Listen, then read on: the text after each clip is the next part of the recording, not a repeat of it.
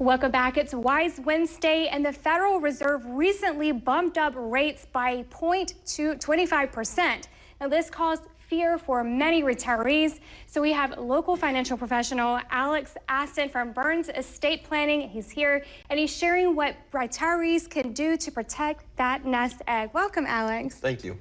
It's good to see you, and wanted to ask you, so why did the feds decide to raise the rate, although we've had some instability in the banking industry? Great question. So the reason that we saw the Fed raise rates is because the target, they've always harped on the target of 2% inflation, right? That's where they want to be, and that's where they wanted to be ever since inflation went over 9%. So there was actually talk a couple weeks before of numbers being relatively hot and possibly raising rates by 50 basis points. Well, you had a couple banks fail, and that saw basically essentially what they wanted. Things breaking, right? And so a couple banks essentially broke, went under, and I think to really straddle that fence, they said, okay, we can't not raise rates, but we can't raise rates 50 basis points because we're seeing some of the damage that's been done.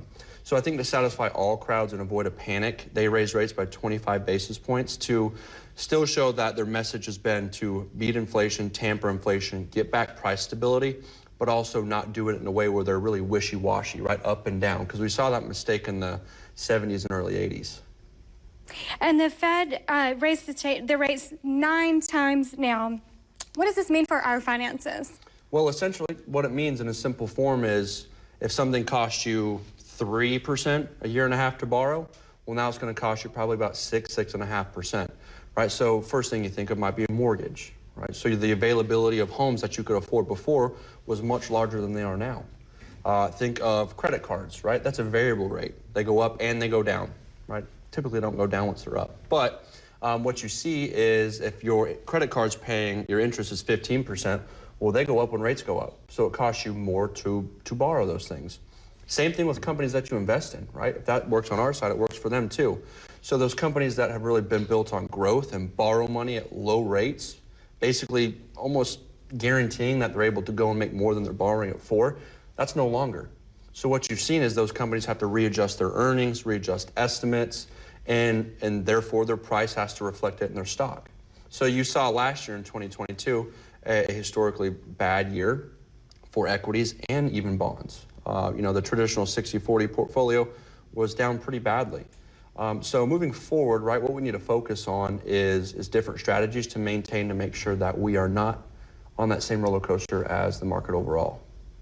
All right. Well, what else do you want our viewers to know as we wrap up? Well, it really depends, right, what you look at forward to next year. If you are young, right, you have 20, 30, even 10 years left of working, you can still be relatively aggressive, right? Now, everybody's got a different risk tolerance. But think of it this way. You have, if it's 10 years till you retire, markets cycles typically happen every 5 to 7 years from peak to trough. So, and bear markets usually last 10 to 18 months. They typically don't last longer than 2 years. So stick to the plan, make sure you have a plan in place, and then as you get closer to retirement, then at that point it's time to sort of de-risk, right? Get away from all that risk that you've been taking, because most people don't want to ride that same roller coaster as the market. You don't want to be checking the market every day, making sure that we're not down 5, 10, 15, 20, 30%, because that impacts you. That causes you to change the way you eat, the way you vacation, the way you spend time with your family. So just know that every 5 to 7 years, you're going to get peak to trough. People forget that. And just make sure your portfolio is adjusted in the way that you expect ups and downs.